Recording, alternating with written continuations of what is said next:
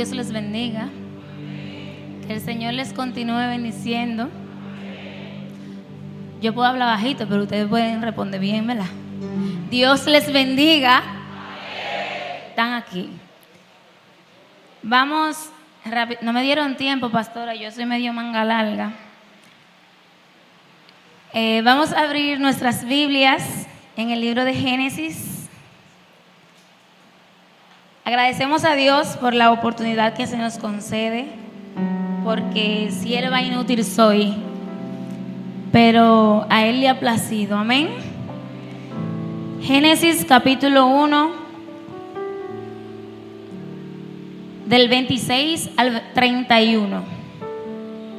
Génesis capítulo 1, versículos 26 hasta el 31. Cuando lo tengan me pueden seguir con un amén. Leemos en el nombre del Padre, del Hijo y del Espíritu Santo. Entonces dijo Dios: hagamos al hombre a nuestra imagen, conforme a nuestra semejanza, y señoree en los peces del mar, en las aves de los cielos, en las bestias, en toda la tierra y en todo animal que se arrastre sobre la tierra. Y creó Dios al hombre a su imagen, a imagen de Dios lo creó, varón y hembra los creó, y los bendijo, y les dijo: fructificad y multiplicaos, llenad la tierra y subyugadla, y enseñoread en los peces del mar, en las aves de los cielos, y en todas las bestias que se mueven sobre la tierra. Y dijo Dios: he aquí que os he dado toda planta que da semilla, que está sobre toda la tierra, y todo árbol que en él hay fruto y que da semilla, os serán para comer, y toda bestia de la tierra, y a todas las aves de los cielos, y a todo lo que se arrastra sobre la tierra, en que hay vida. Toda planta verde les será para comer. Y fue así. Y vio Dios todo lo que había hecho, y he aquí que era bueno en gran manera. Y fue la tarde y la mañana del sexto día. Pueden tomar sus asientos.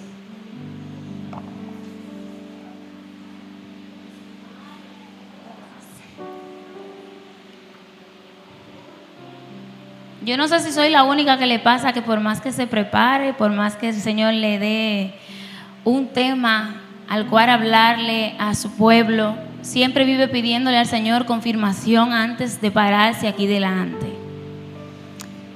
Y qué bueno es Dios que en medio de los anuncios siguió confirmando que este mensaje venía de parte de Él. La pastora hablaba sobre algo acerca de las familias que tienen planificado, acerca de la crianza, de los asuntos de parejas y demás. Y al final habló también de que debemos de honrar al Señor en lo poco, porque en lo poco somos fieles, en lo mucho nos pondrá el Señor. Amén. Y yo vengo a hablarles un mensaje que el Señor me dio para esta casa, y es el gobierno de Dios en la familia. Y este mensaje se va a dividir en 5 puntos. Amén.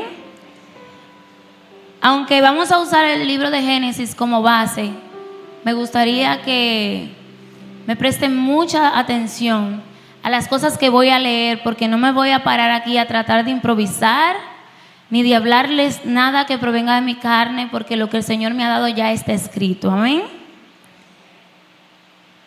El Señor hoy quiere darnos a entender cómo funciona su gobierno en la familia.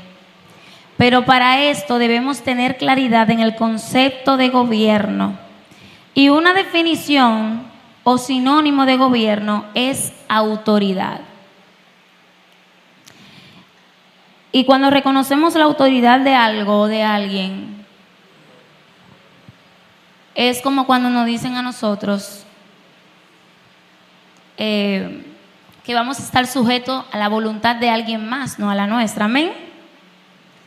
Entonces, autoridad quiere decir que es el poder que gobierna o ejerce el mando de nuestros hechos o derechos. En otras palabras, que la autoridad es el poder que se le otorga de manera voluntaria a algo que se supone sea lo normal, en rendirlo a quien posee las capacidades necesarias para el liderazgo o toma de decisiones. Nosotros los creyentes hemos aceptado vivir bajo el gobierno de Dios una vez aceptamos a Dios como el dueño y Señor y creador de todo. Hemos aceptado y reconocido su autoridad sobre todo, sobre cuánto somos y sobre cuánto tenemos. Hemos aceptado y reconocido su autoridad al confesarlo a Él como creador de todo lo que existe. Y reconocer y aceptar un gobierno demanda de nosotros sometimiento al mismo. Cuando yo reconozco y acepto la autoridad de Dios, pienso, camino, hablo y actúo en obediencia. ¿A quién? ¿A mi voluntad propia o a la voluntad de alguien más?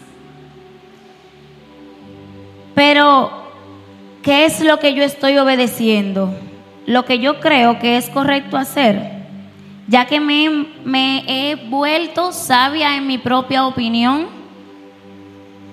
o lo que dice la palabra de Dios, la cual es mi filtro no solamente para lo que yo quiero, sino para el estilo de vida que un seguidor de Cristo debe tener. Las preguntas son las siguientes. En realidad, ¿yo creo en la eficiencia de su gobierno? Porque en lo secular, nadie vota por un presidente que no cree en su candidatura, ¿verdad? Y en su liderazgo. ¿Y usted cree en la eficiencia del gobierno de Dios para su vida? ¿Estoy sometido yo a su gobierno? Porque una cosa es creer en el gobierno de Dios y otra cosa es someterse al gobierno de Dios. En mi familia se reconoce y se respeta la autoridad de Dios. No se asusten, nada más son 12 hojas. Esta noche vamos a tocar 5 áreas de nuestra familia donde debe evidenciarse que el gobierno de Dios en nuestra familia es la autoridad máxima. Y antes de meternos al tema de familia, ¿quiénes son los que forman una familia? ¿Cuántas personas son? ¿Cuántas? Para yo formar la familia Crisóstomo de la Rosa, ¿cuántas personas se necesitaron? Amén. Y es por eso que vamos a hablar del primer punto, y es el gobierno de Dios en mi persona individual.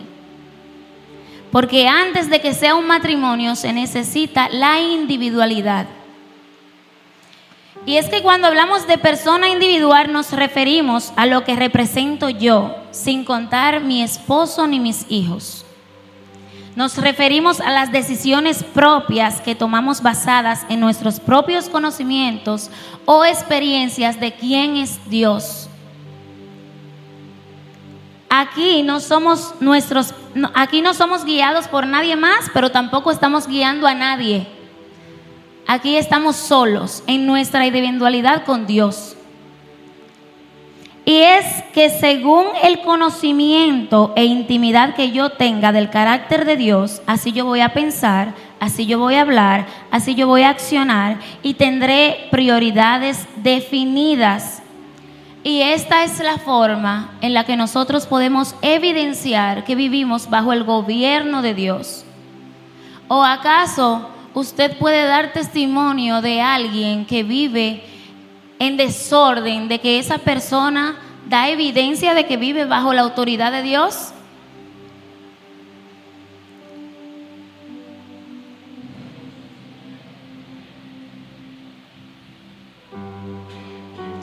Yo no puedo pretender que tendré una familia que dé fruto cuando yo no les enseño cómo se labra la tierra que dará ese fruto. Y cómo yo le enseño algo a mis hijos que yo no aprendí cuando estaba sola. Antes de conocer a mi esposo, yo estudié. ¿Cómo yo le voy a enseñar a mis hijos a escribir si yo no estudié antes? ¿Ven por dónde voy? El salmista dice en Salmos 25:14, la comunión íntima de Jehová es con los que le temen y a ellos dará a conocer su pacto. Del temor que nos habla aquí no es de miedo, nos está hablando de respeto. En intimidad apartada es donde yo he conocido a Dios. No ha sido en un culto de la congregación, no ha sido escuchando una prédica que son bastantes edificantes. Ha sido en intimidad. Porque cuando escuchamos a otro hablar, estamos comiendo comida masticada de alguien que ya masticó y me vino a servir lo que masticó. Pero cuando nos vamos a intimidad, en soledad con el Espíritu Santo y su palabra, nosotros podemos degustar todo un banquete que se ha servido para nosotros. Gloria a Dios. La comunión íntima a la que el salmista se refiere, este hombre que nos habla aquí, que ya había conocido todas las bendiciones materiales, físicas, que solemos pensar nosotros que son la evidencia de vivir en una obediencia a Dios. Porque a veces cometemos el error de pensar que porque alguien está siendo próspero es porque está viviendo en la voluntad del Señor. Pero las bendiciones materiales, las tangibles, no son evidencia, mis hermanos, de que estamos viviendo bajo la autoridad y el gobierno de Dios.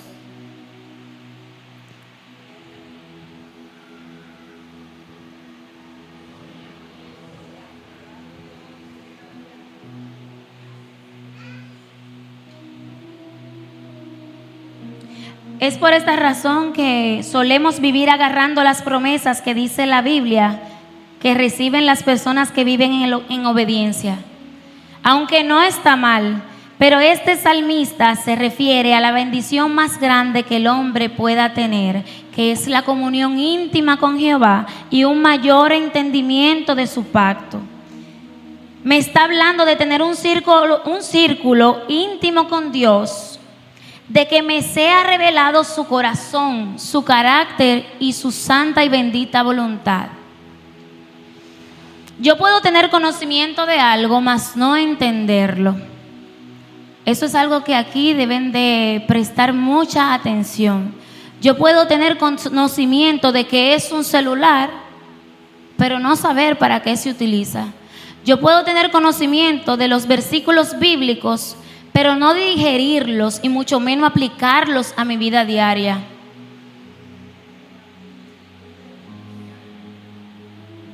Por esto es necesario pasar tiempo en intimidad personal con quien agudiza los sentidos y da el entendimiento de la palabra de Dios, su Espíritu Santo.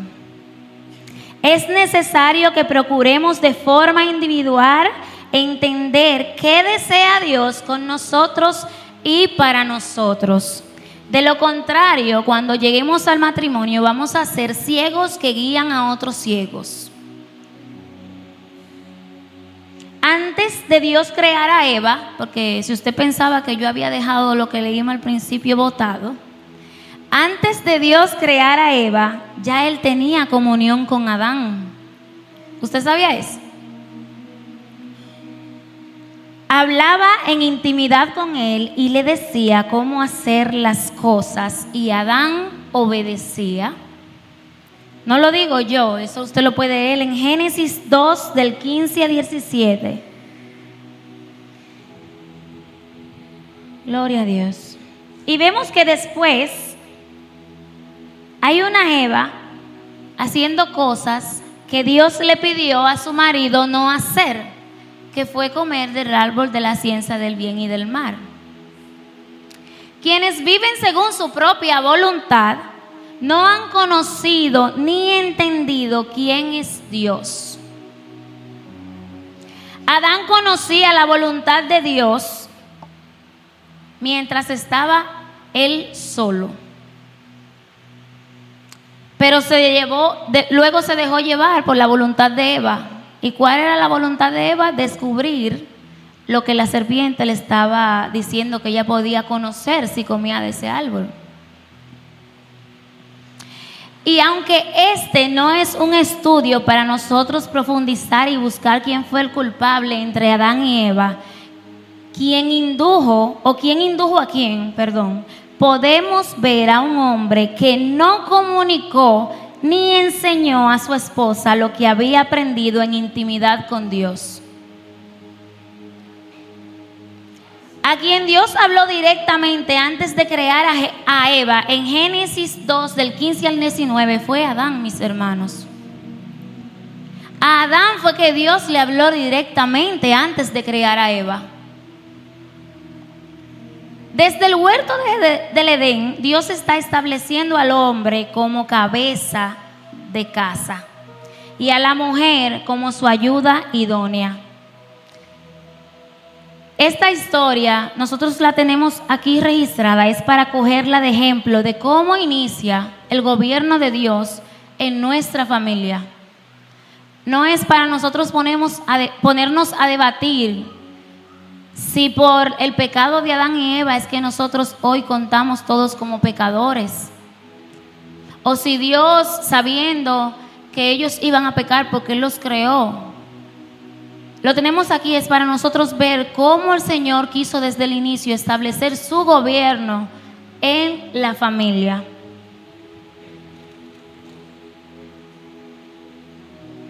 Para nosotros hoy no justificar nuestras acciones buscando culpables como lo hicieron ellos. Señor, la mujer que tú me diste. Es para nosotros conocer y entender cuál ha sido la intención de Dios con la familia desde el principio. Y la intención de Dios, mis hermanos, ha sido siempre tener una comunión íntima con nosotros y que la tengamos entre nosotros. Lo sucedido con Adán y Eva me recuerda a lo que dice el apóstol Pablo en 1 Corintios 10:12, que así que el que piense estar firme, mire que no caiga. Como ser individual, yo debo perseguir fervientemente las cosas que me acercan a intimar con Dios. Pero ojo aquí, procurando que mis experiencias con el Espíritu Santo y mi conocimiento de las Escrituras y la persona de Dios no me hagan sentir más que los demás miembros de mi familia. Porque a veces nos dejamos llevar de que somos los seres más espirituales y por ahí andan mujeres diciendo que ellos son la columna de guerra de su casa porque el esposo...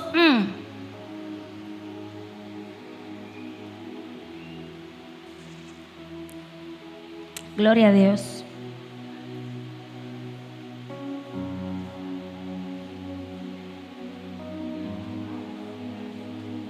Por el contrario, debemos pedir en oración a Dios para que cada miembro de nuestra familia llegue a la estatura del varón perfecto, sin importar la edad que tengan.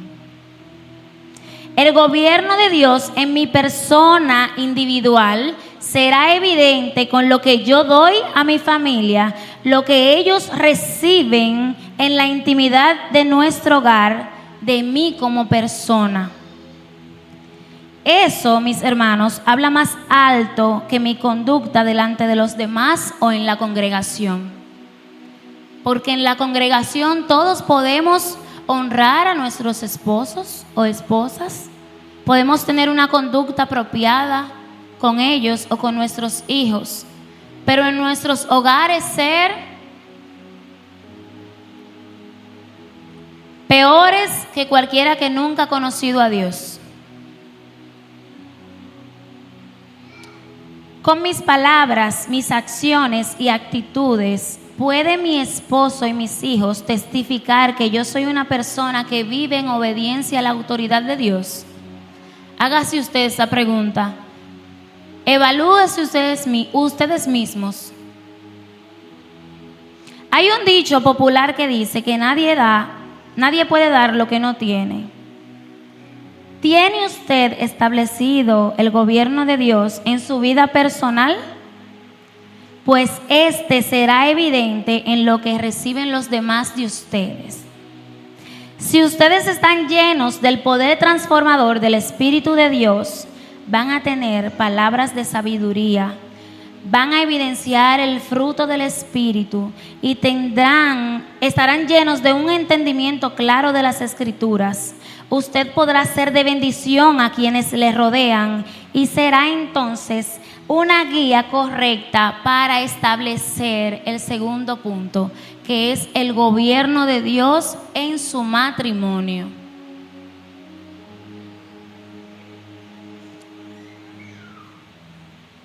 Sabemos que el primer matrimonio instituido por Dios fue en el huerto del Edén. Pero también somos conscientes que desde el inicio de la creación el enemigo ha intentado contaminar y destruir el diseño original. Nosotros contamos con directrices de cómo Dios quiere que se establezca su gobierno en nuestro matrimonio, con el fin de que seamos un reflejo de su gloria aquí en la tierra. Si usted creía que la intención del Señor al unir al hombre y a la mujer era simplemente una unión carnal, usted se guayó. El matrimonio representa algo más grande que una unión carnal. Y en Efesios 5, del 21 al 33, podemos leer lo siguiente: someteos unos a otros en el temor del Señor. Las casadas estén sujetas a sus propios maridos como al Señor, porque el marido es cabeza de la mujer, así como Cristo es cabeza de la iglesia, por cuanto es su cuerpo y él su Salvador. Así que como la iglesia está sujeta a Cristo, así también las casadas lo estén a sus maridos en todo. Maridos, amad a vuestras mujeres, así como Cristo amó a la iglesia y se entregó a sí mismo por ella, para santificarla, así habiéndola purificado en el lavamiento del agua por la palabra, a fin de presentársela a sí mismo una iglesia gloriosa, que no tuviese mancha ni arruga ni cosa semejante, sino que fuese santa y sin mancha. Así también los maridos deben amar a sus mujeres como a sus mismos cuerpos. El que ama a su mujer, a sí mismo me ama, dice el Señor. Porque nadie aborreció jamás a su propia carne, sino que la sustenta y la cuida, como Cristo a la iglesia. Porque somos miembros de su cuerpo, de su carne y de sus huesos. Por esto dejará el hombre a su padre y a su madre, y se unirá a su mujer, y los dos serán una sola carne. Grande es este misterio, mas digo esto respecto de Cristo y de la iglesia. Por lo demás, cada uno de vosotros ame también a su mujer como a sí mismo, y la mujer respete a su marido. Sujetarse unos con otros, eso es honrar a Cristo, mis hermanos. Eso es establecer el gobierno de Dios en su matrimonio. No es la mujer querer ser cabeza cuando lo que le corresponde es ser ayuda idónea. El Señor busca ejemplificar con el matrimonio la relación de Cristo con su iglesia. Mi esposo debe de ser reconocido y honrado por mí como cabeza de hogar. Así como Cristo es la cabeza del cuerpo, que es la iglesia. Yo como esposa necesito vivir como debe vivir el cuerpo de Cristo. Y esto es en sometimiento, en obediencia. Porque no es obedecer a su marido, es someterse al Creador en el que usted confesó que era su dueño y salvador. Ahora pueden ver la importancia de por qué el gobierno de Dios debe establecerse primero de forma individual en cada uno. Porque ¿qué mujer se somete a un hombre carnal que todo lo que hace es llevar a su esposa a pecar?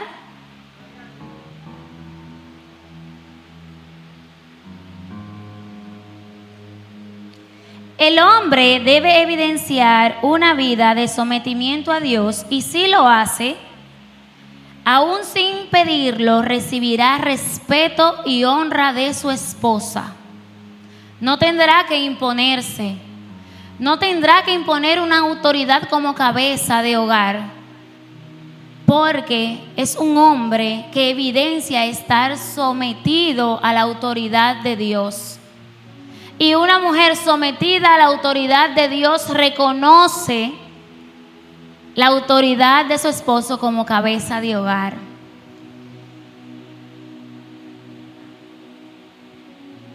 Primero debemos someternos a Dios de forma saludable.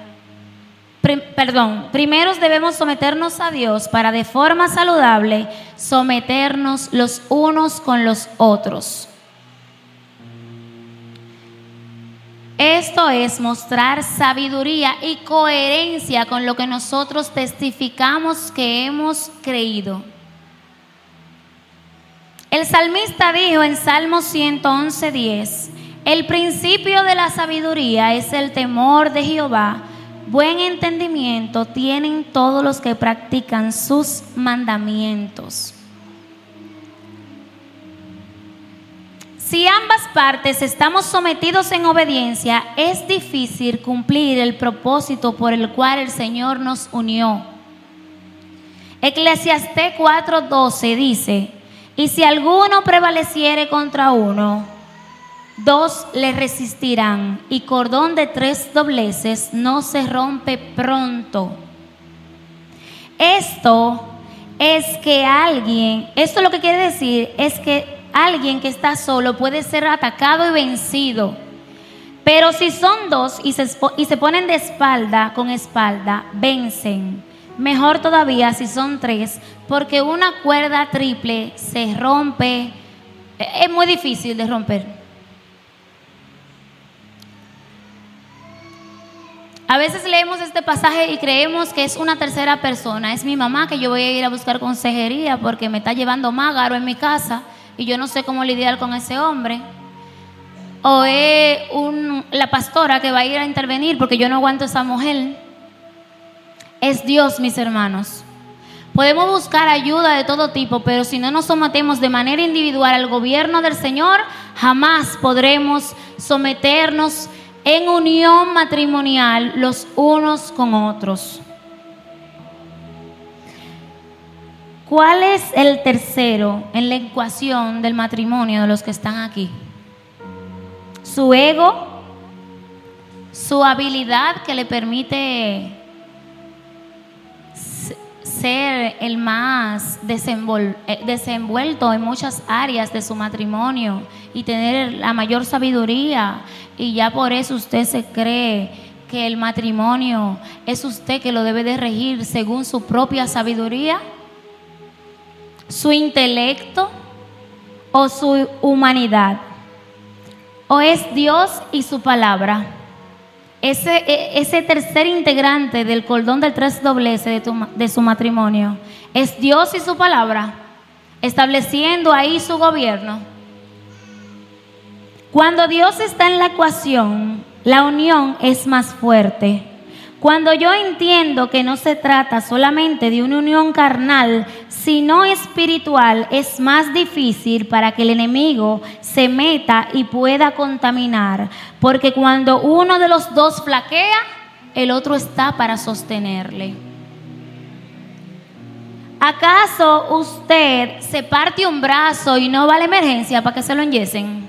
Usted se va a pegar solo, aguantando su dolor ahí. Se va a pegar solo. Yo le quiero decir a los caballeros que están aquí que si no le duele, porque su esposa representa cada miembro de su cuerpo, sea saludable o sea enfermo, pero su cuerpo.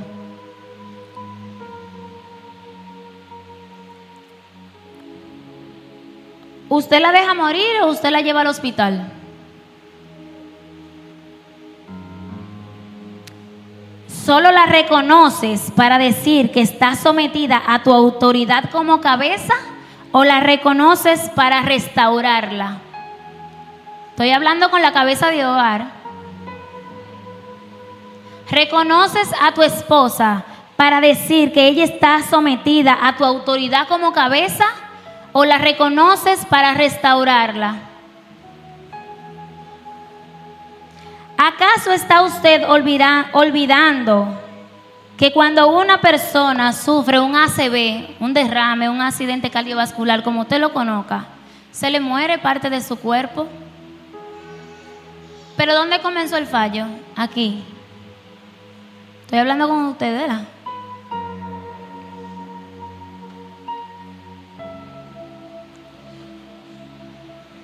¿De quién es la culpa cuando suceden los derrames? La afectada fue la cabeza y las secuelas quedan en el cuerpo. Eso mismo sucede cuando la cabeza no está sometida al gobierno de Dios, y por más que el cuerpo quiera, hay partes que no pueden ejercer correctamente sus funciones motoras porque una parte del cerebro está muerta. ¿Qué área de tu vida espiritual tiene a tu esposa detenida de un lado que no logra caminar derecha?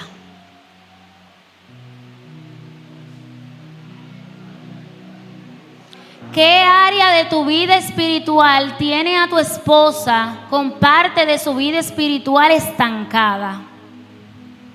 Porque son una sola carne. Aquí no aplica de que la salvación es individual. Mejor se hubiese quedado solo.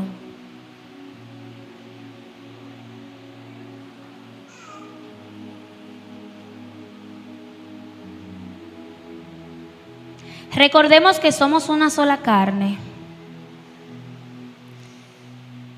Mujer de Dios, quiero decirte que si tú no alimentas bien el cuerpo, puedes causar problemas en el cerebro. El cuerpo que no se alimenta bien puede causar daños en el cerebro. ¿Y el cerebro dónde está? En la cabeza. ¿Están viendo que de lado y lado? El accionar de uno afecta al otro. La desobediencia de uno acarrea la maldición para el otro. Porque no me diga usted que si usted puede ser poco íntegro, hizo una de las suyas en su trabajo y lo botan, no le va a afectar a la mujer que vive con usted. Y yo ahora me quiero ir un poquito más lejos. Como cuerpo de Cristo, mi matrimonio da evidencia de que vive bajo la voluntad de Dios cuando reconoce que es parte de un cuerpo aún mayor. Aquí ya no estoy hablando solamente del cuerpo que formamos mi esposo y yo, sino de todo el cuerpo eclesiástico.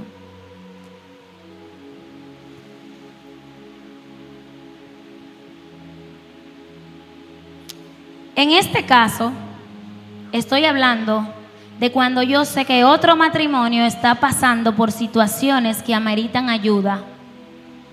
Ahí también, mis hermanos, se evidencia que el matrimonio suyo está sometido al gobierno de Dios. ¿Por qué? Porque Al yo saber que hay otros matrimonios que ameritan ayuda, yo no hago leña del árbol caído. No me pongo a opinar en cosas que yo no estaba entre esas cuatro paredes. Cuando estamos en el gobierno de Dios, nosotros sabemos cuál es la posición que nos corresponde, y es que nosotros estamos llamados a restaurar el cuerpo de Cristo, a orar los unos por los otros, a edificarnos los unos con los otros. Obedecer a Dios es lo que dice Romanos 15 del 1 al 6. Así que los que somos fuertes debemos soportar las flaquezas de los débiles y no agradarnos a nosotros mismos. Cada uno de nosotros agrade a su prójimo en lo que es bueno para edificación. Porque ni aun Cristo se agradó a sí mismo, antes bien, como está escrito, los vituperios de los que lo vituperaban cayeron sobre mí. Porque las cosas que se escribieron antes para nuestra enseñanza se escribieron, a fin de que por la paciencia y consolación de las Escrituras tengamos esperanza. Pero el Dios de la paciencia y de la consolación os dé entre vosotros un mismo sentir, según Cristo Jesús, para que unánimes, o sea, todos juntos, a una voz glorifiquemos a Dios y Padre nuestro, el Señor Jesucristo. Pero a veces yo quiero glorificar a Dios yo sola, y los dos que me quedan al lado se están muriendo. Me estoy yendo en gloria aquí adelante y los que me quedan atrás se están muriendo. ¿Estamos adorando unánimes? Esto no significa que la iglesia es gobernada por los antojos de los débiles. Una preocupación genuina por los débiles significa un intento de hacerlos fuertes, al conducirles fuera de sus escrúpulos irracionales para que ellos también puedan ser fuertes. Nosotros debemos orar, pedirle a Dios que nos permita dar evidencia de que vivimos bajo el gobierno de su autoridad.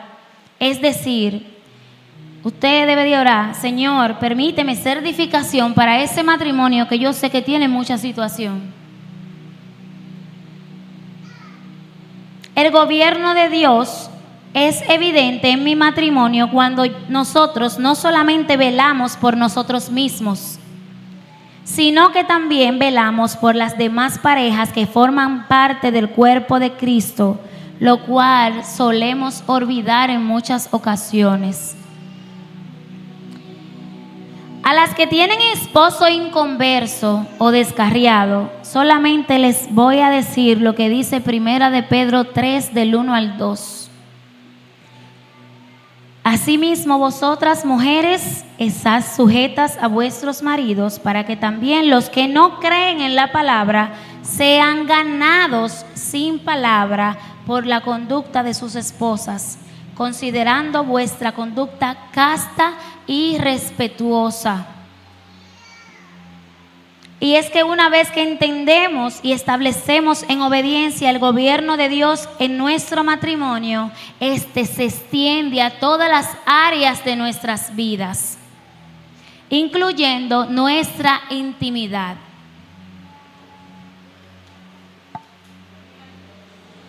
¿Están cansados?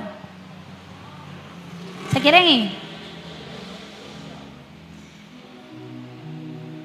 El gobierno de Dios en la intimidad. Ya hemos entendido cómo gobierna Dios en el matrimonio y asigna roles a cada uno. Ahora veremos que no es lo mismo saber cuál es la función de cada uno por su lado que trabajar en conjunto. La complicidad de una pareja va más allá de comunicarse con una mirada. Yo con solamente mirar a mi esposo ya yo sé lo que él me quiere decir. Y si usted en este punto cree que yo le voy a hablar sobre intimidad sexual, usted se guayó. Yo les voy a hablar sobre una intimidad que me ha permitido a mí vivir en comunión con mi marido. Filipenses 2, del 1 al 8 dice: por tanto, si hay alguna consolación en Cristo, si algún consuelo de amor, si alguna comunión del Espíritu, si algún afecto entrañable, si alguna misericordia, completad mi gozo, sintiendo lo mismo, teniendo el mismo amor, unánimes, siendo una misma cosa. Nada hagáis por contienda o por vanagloria, antes bien con humildad, estimando a cada uno a los demás como superiores a él mismo, no mirando cada uno por lo suyo, sino cada cual también por lo de vosotros. Haya pues en vosotros este sentir que hubo también en Cristo Jesús, el cual, siendo en forma de Dios, no estimó el ser igual a Dios como cosa a que aferrarse, sino que se despojó a sí mismo, tomando forma de siervo, hecho semejante a los hombres, y estando en la condición de hombre, se humilló a sí mismo, haciéndose obediente hasta la muerte y muerte de cruz. Ahorita yo les decía que Pablo en Efesios hace una ejemplificación del matrimonio con Cristo y su iglesia. Y ahora nos está hablando el mismo Pablo en la carta a los Filipenses de la comunión íntima que tenemos que tener los unos con otros, y también la comparan con el sacrificio que hizo Jesús en la cruz del Calvario por nosotros. No estamos hablando de algo carnal. ¿Alguno de ustedes está dispuesto a morir por el hermano que tiene al lado? ¿O por la persona que duerme con usted al lado?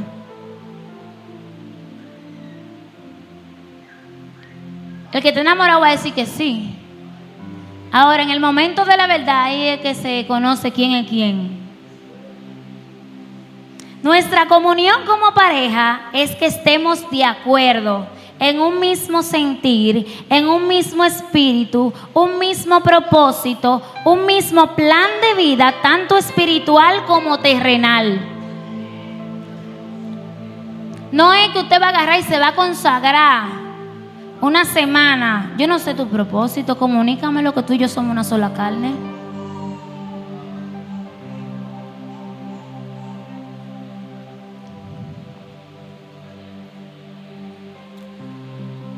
En nosotros no puede haber una mentalidad como la del mundo, donde se suele decir que cada cabeza es un mundo y cada quien vive según su voluntad y sus deseos. Somos un mismo árbol con un mismo propósito de crecimiento y fructificación.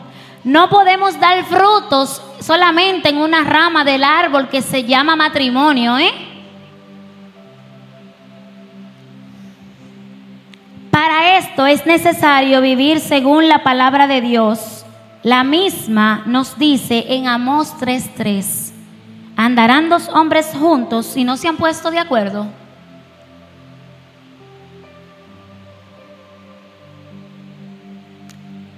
Es necesario establecer intimidad espiritual en el matrimonio.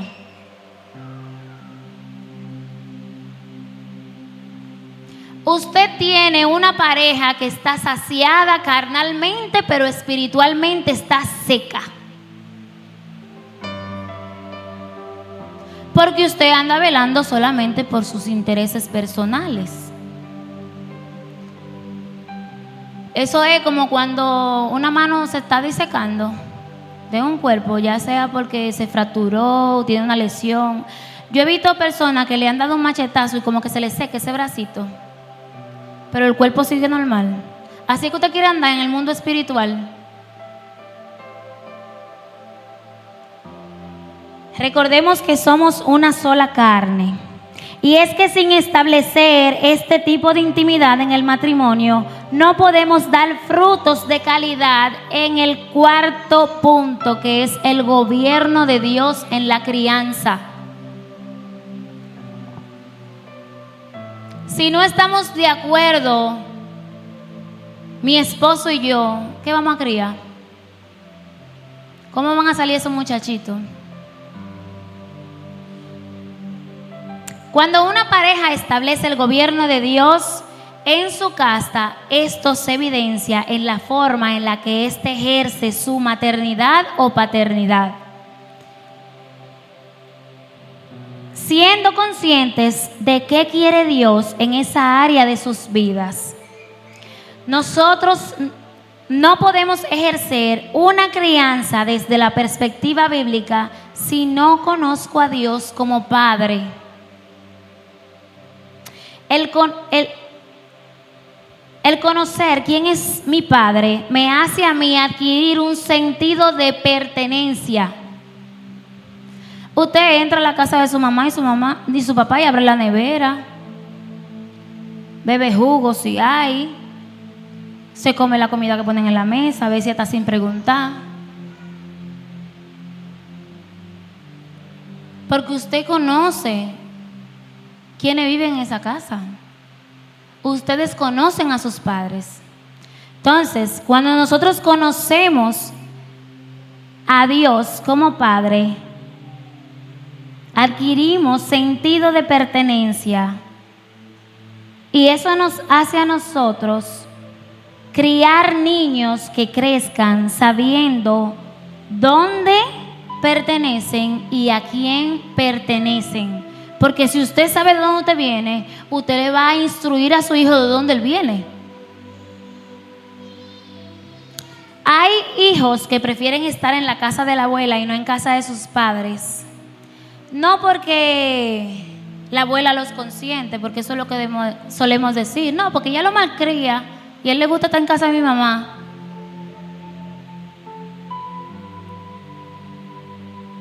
Lo que pasa es que no tienen sentido de pertenencia con sus padres en casa y sienten que no encajan.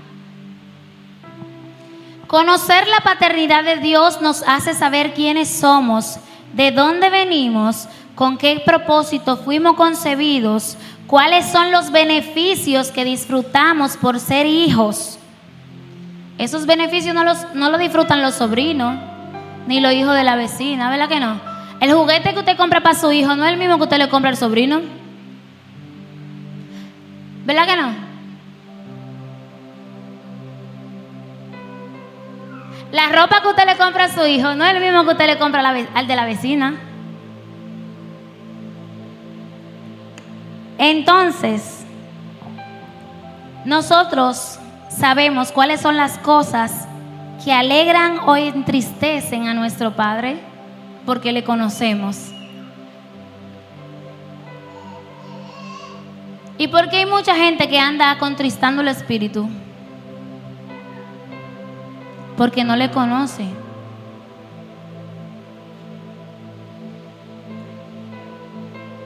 El hogar que adquirió identidad al conocer a Dios como Padre, criará hijos con identidad espiritual.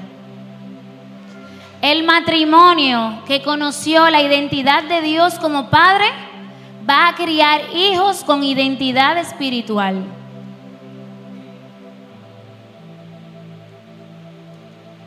Hijos que sepan que nacieron teniendo una herencia, una que ni todo el oro del mundo puede comprar porque fue comprada a precio de sangre. Una herencia que fue comprada a precio de sangre. Eso conocerán los hijos que se criaron bajo el gobierno de Dios. Ellos deben crecer sabiendo que son herederos del reino de Dios y eso nos corresponde a nosotros como padres, no a la persona que le da clase bíblica, no a la maestra del colegio cristiano, nos corresponde a nosotros como padres. ¿Cómo puedo yo saber que estoy haciendo un buen trabajo en la crianza de mis hijos que da evidencia que el gobierno de Dios está ahí? Fácil. La Biblia es nuestro filtro. No es lo que diga la psicóloga, no es lo que diga la pastora, es lo que dice la Biblia. Y la Biblia me dice en Proverbios 22:6, instruye al niño en su camino y aun cuando fuere viejo, no se apartará de él. Pero también dice en Deuteronomio 11, del 18 al 20, por tanto, pondréis estas mis palabras en vuestro corazón y en vuestra alma, y las ataréis como señal en vuestra mano, y serán por frontales entre vuestros ojos, y las enseñarán a vuestros hijos, hablando de ellas cuando te sientes en tu casa, cuando andes por el camino, cuando te acuestes, cuando te levantes, y la escribirás en los postes de tu casa y tus puertas. La mayor parte del día, ¿qué le hablamos a nuestros hijos? Nos tomamos el tiempo para por lo menos hacer un altar familiar, que ellos puedan escuchar palabra de Dios en nuestros hogares, o esperamos que la iglesia sea que haga el trabajo. Por la iglesia me refiero al ministerio de niños. Dice Salmo 103 del 17 al 18, mas la misericordia de Jehová es desde la eternidad y hasta la eternidad sobre los que le temen, y su justicia sobre los hijos de los hijos, sobre los que guardan su pacto y los que se acuerdan de sus mandamientos. ¿Para qué? Para decir que leen la Biblia, o para tenerlo en su casa y decir que lo guardé la Biblia, yo la guardo la palabra. Para ponerlos por obra, mis hermanos. Yo no puedo pretender que mi hijo va a saber arreglar una cama si yo no le enseño. Yo no puedo pretender que mi hijo va a saber qué dice la Biblia si yo no me siento a leerla con ellos. Y lo que no se le enseña, no hacen. Nuestros hijos imitan patrones de conducta, tanto nuestros como del sistema que los rodea. Para nosotros criar hijos bajo la voluntad de Dios, debemos nosotros andar en obediencia, modelarles a ellos lo que es ser obedientes. No es mostrarles lo que deben hacer, es que ellos vean lo que deben ser, porque hacer y ser no es lo mismo.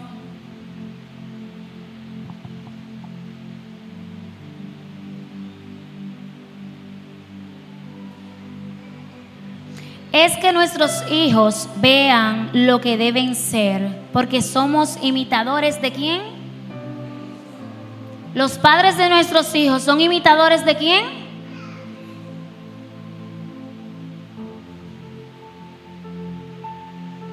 Hacer y ser no es lo mismo y ni siquiera se parece.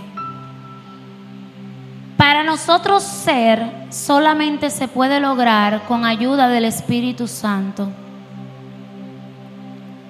Como cristianos, nuestra meta no debe ser llegar a tener hijos profesionales que nos representen, porque eso es lo que normalmente andamos buscando. Hijos que se hagan profesionales. Mira, ese es mi hijo, el doctor. Mira, esa es mi hija, la maestra que está nombrada por el gobierno por allá.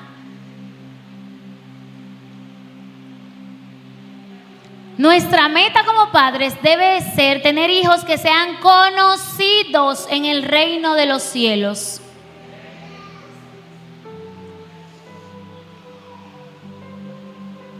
¿Y por qué serán conocidos en el reino de los cielos?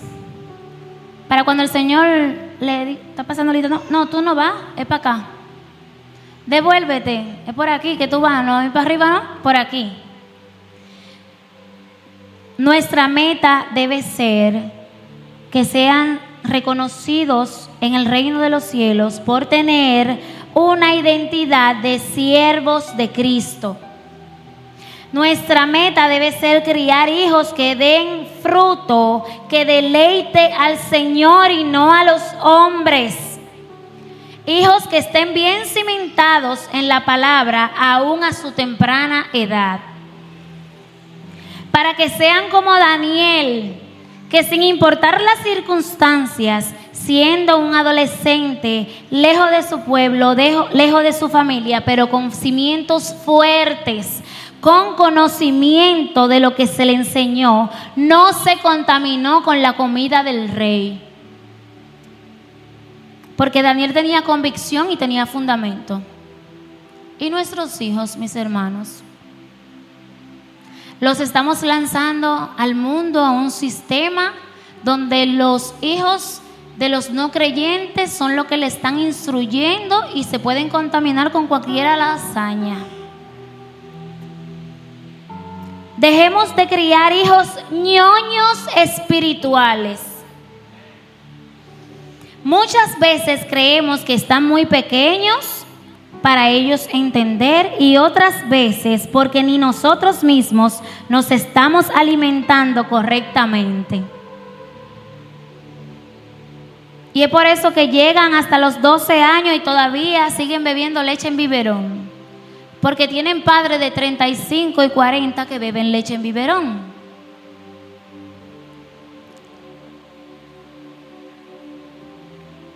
Tanto los padres como los hijos deberíamos ya de estar comiendo sólido, alimentos, nutrientes. La venida de Cristo se acerca, mis hermanos. Ya mis hijos saben que el que habla mentira se va para el infierno. Y yo le digo, no es que te va a morir cuando caiga ahí, es que te vas a estar quemando todo el tiempo. Y tienen 7 y 5. Aunque usted lo vea fuerte, yo se lo digo, porque en el mundo le enseñan otras cosas peores. Gloria a Dios. La insensibilidad e indiferencia que muchos de nuestros hijos a cierta edad muestran no son más que el producto de lo que ellos ven de sus padres en casa. La mayoría de veces la vida espiritual de nuestros hijos y su comportamiento es el reflejo del modelo del padre que somos, porque en ellos descargamos nuestro conocimiento, pero también nuestros traumas y hasta nuestra dificultad para manejar conflictos. No podemos esperar que vamos a cegar en ellos lo que no sembramos. No podemos esperar que ellos den fruto que nosotros no sembramos, independientemente de que hay un trabajo que hace el Espíritu Santo. Tenemos un deber y un compromiso como padres cristianos. No abusemos de la misericordia y seamos diligentes. Los que aún tenemos hijos pequeños, estamos a tiempo. Los que tienen adolescentes y jóvenes, no se cansen de orar por ellos. Tampoco les sean de piedra de tropiezo cuando ellos muestren interés por servir en la obra. Porque eso, mis hermanos, solemos hacer. Tenemos adolescentes o jóvenes de 20, 21, 17, 18, que muestran interés por la obra, y en vez de nosotros acompañarlos a trabajar hasta tarde en las iglesias, llevarlo, traerlo de un ensayo, y está ahí, porque papi mira que el campamento, papi mira que tal cosa, lo que somos de piedra de tropiezo, mis hermanos. Si usted sabe qué provoca eso, les baja el ánimo.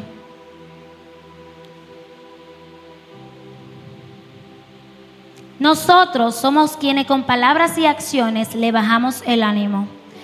Seamos como Ana. Seamos como Ana, que dedicó a Samuel al Señor y lo dejó desde temprana edad en el templo para que éste aprendiera y sirviera al Señor siempre.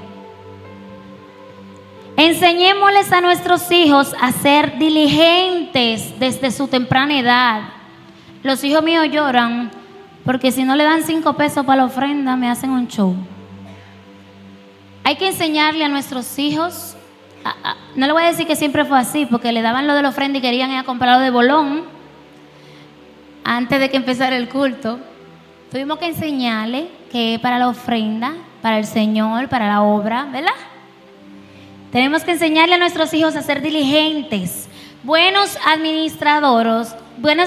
administradores y sobre todo hacer todo lo bueno para el Señor. Porque si no vamos a estar criando hijos que les da brega entender el último y quinto punto, que es el gobierno de Dios en mi mayordomía.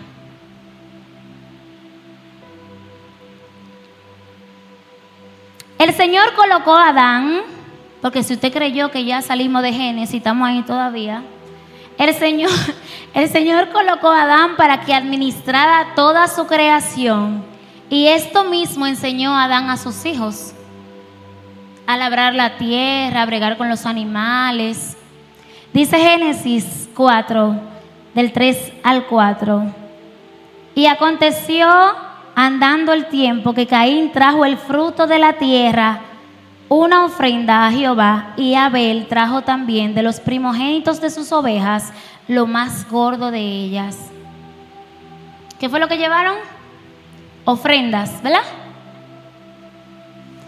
¿Y cómo esos niños sabían que había que ofrendar? O adultos, ¿verdad? ¿Cómo ellos sabían trabajar la tierra? ¿Cómo sabían cuidar los animales?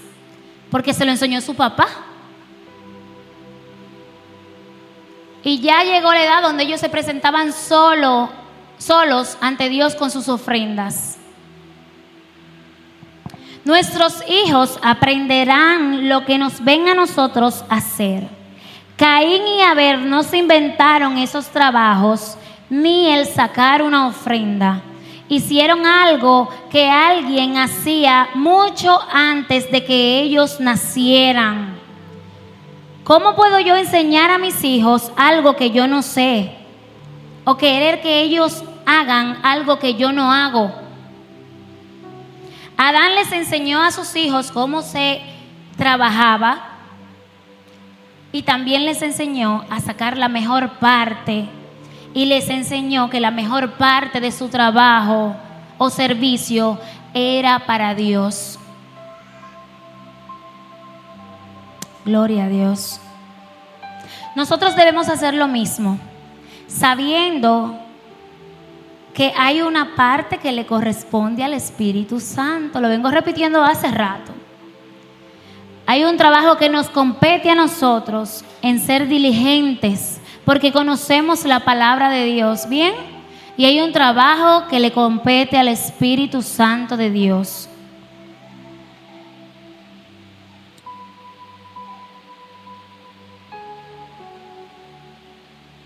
Yo le puedo enseñar a mis hijos a ofrendar, a diezmar, pero la intención con la que deben hacerlo es un trabajo del Espíritu Santo de Dios. Y si usted no lo sabía, sépalo. Si usted diezma y ofrenda con una intención equivocada, usted está llevando la ofrenda así, la estamos usando, pero el Señor no la está recibiendo. Porque usted la está viendo como una obligación. El gobierno de Dios se refleja en mi mayordomía cuando yo entiendo lo que es verdaderamente ser un mayordomo. Y un mayordomo es un criado, señores, un empleado, como usted le quiera decir, un siervo, que administra lo que no es suyo, administra lo que le pertenece a alguien, pero lo hace con diligencia, lo hace con responsabilidad. Desde una perspectiva bíblica, a nosotros se nos ha confiado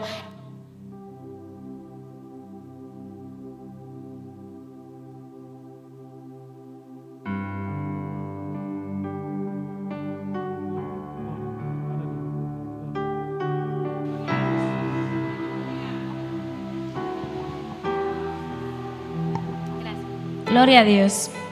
Ya estamos terminando, el micrófono lo sabe. Me quedé por...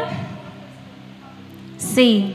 Desde una perspectiva bíblica, a nosotros se nos ha confiado la administración de todo lo que nos llega a la mano.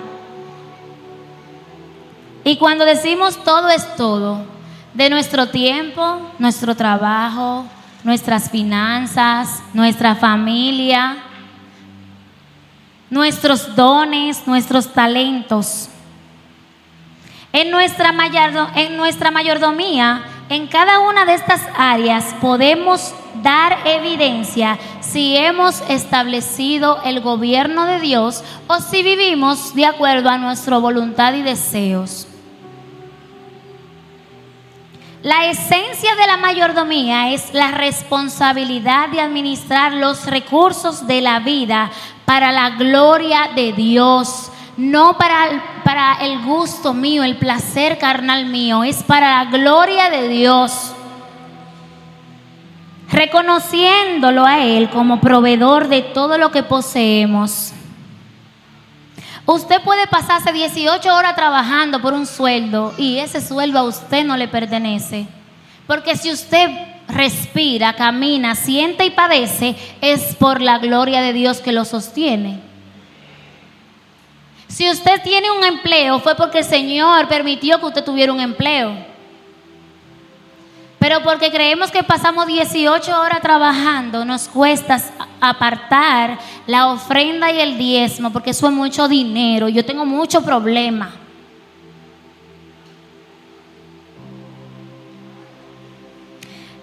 Debemos entender que la administración efectiva requiere esfuerzo, disciplina y una planificación realista. En 1 Corintios 4:2, estoy casi terminando, dice: ahora bien, se requiere de los administradores que cada uno sea hallado siendo fiel. Nosotros tenemos que normalizar que el único medio que le facilita al hombre razones para aprovechar bien todo lo que el Señor le ha dado, ya sea dinero, conocimiento, sabiduría, destreza, todo. El único medio que nosotros tenemos para aprovechar cada una de esas cosas de manera correcta es la Biblia. ¿Por qué la Biblia? Porque ella nos dice cómo nosotros debemos de administrar lo que poseemos, sea físico o sea espiritual. El uso disciplinado de todo lo que Dios nos ha dado como un privilegio para hacer o administrar, lo cual nos permitirá tener un propósito de vida claro. No es lo mismo usted cobrar y saber qué va a hacer con ese dinero a usted cobrar y malgastarlo, porque no tiene prioridades ni propósito de vida establecido.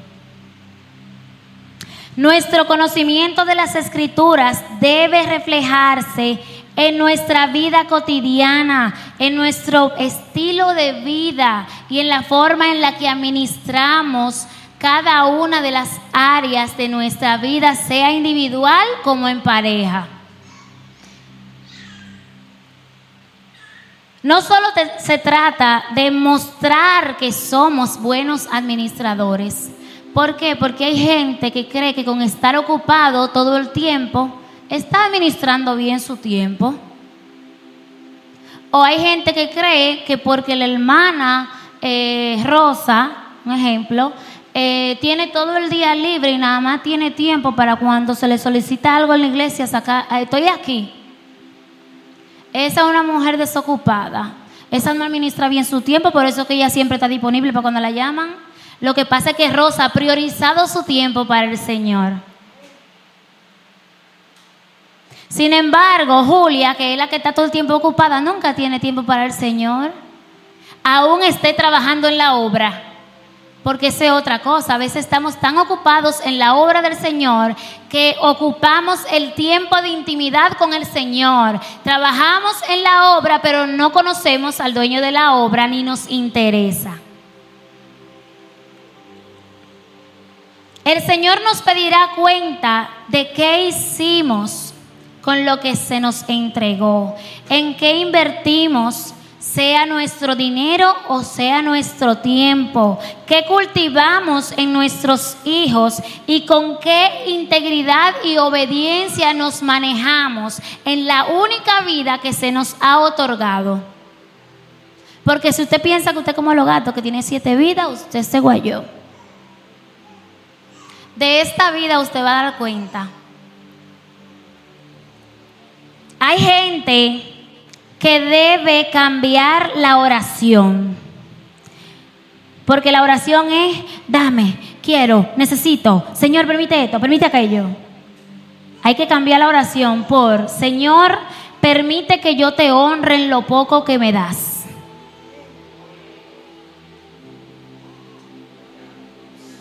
Porque hay hermanos que están esperando una gran bendición para diezmar.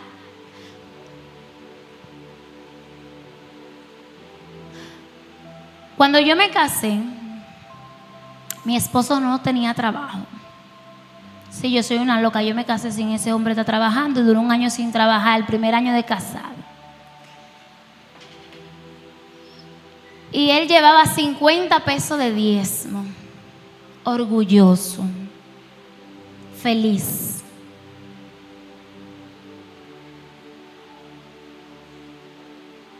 Sin embargo, hay gente, pastora, que puede diezmar 500 y no lo lleva porque es poco. Porque es poco. Hay gente que el Señor les ha puesto, con lo poco que consiguen, a administrarlo de una manera sabia. De que si tú tienes 500 y hay 5 hermanos que tienen un día que no comen, dale 100 a cada uno. Eso es tener una buena mayordomía. Eso es usted administrar de manera correcta lo que el Señor ha puesto en su mano.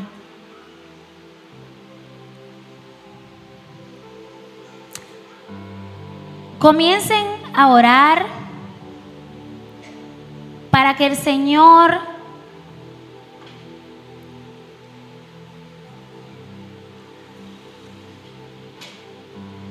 les dé el entendimiento de que sea mucho, sea poco. La ofrenda es para el avance de la obra, pero el diezmo es para sostener la obra.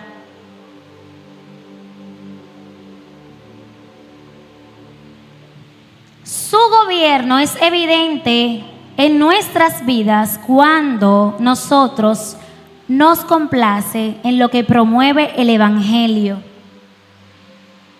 Si usted se siente feliz ofrendando una ofrenda misionera, está bien. Si usted se siente feliz diezmando, aunque sean 10 pesos, eso es correcto. Porque debemos de complacernos, deleitarnos en el crecimiento de la obra, sea mucho o sea poco. Porque si nos avergonzamos de lo poco que el Señor nos da, no pretendan que van a recibir mayor bendición que esa.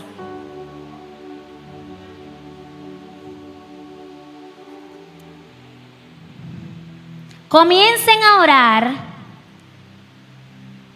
para que el Señor evidencie en nuestras vidas el querer ser partícipe del crecimiento y el ensanchamiento del reino de Dios en la tierra, siendo edificadores, promotores e intercesores. Comiencen a orar por riquezas espirituales que son eternas, por sabiduría para administrar, sea lo mucho, sea lo poco que llegue a la mano, para que pueda multiplicarse de manera íntegra en sus manos. Y esto sea de agrado al Señor. Porque hasta eso, aunque usted no lo crea, hay hermanos que con su desesperación de tener de manera ilícita han querido tener multiplicación en lo poco que el Señor le da. Pero tengo para decirle que si esa semilla fue para tierra santa, usted no puede venir a querer que ella germine en lodo.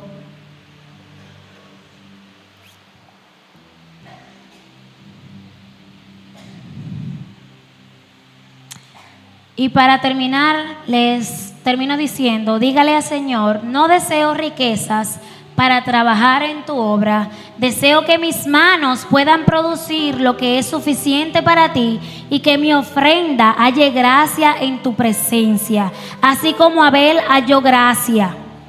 No me des nada que pueda ser de distracción o perdición. Honremos al Señor en lo poco que podamos producir. Cultivemos en nuestros hijos el amor por ofrendar y diezmar. Seamos buenos administradores de lo que Dios ha tenido confianza de poner en nuestras manos. Y como dice Colosenses 3:23, y todo lo que hagáis, hacedlo de corazón como para el Señor y no para los hombres. Y concluyo diciendo, si Dios quiere establecer su gobierno en tu familia y quitar la vergüenza que trajo el pecado, que el sistema nos ha querido contaminar, llamándole a lo bueno malo y a lo malo bueno, nosotros debemos de decir, como dijo el apóstol Pablo en Romanos 12:2, no nos conformamos a este siglo, sino que nos transformamos por medio de la renovación de nuestro entendimiento, para que comprobemos cuál es la buena voluntad de Dios, agradable y perfecta. Hermanos, para establecer el gobierno de Dios en nuestras familias, nosotros debemos de negarnos a hacer nuestra voluntad y a obedecer la autoridad de Dios en todas las áreas, aún las que nadie conoce. Aún las áreas que nadie conoce, debemos honrar al Señor y establecer su gobierno. Gloria a Jesús.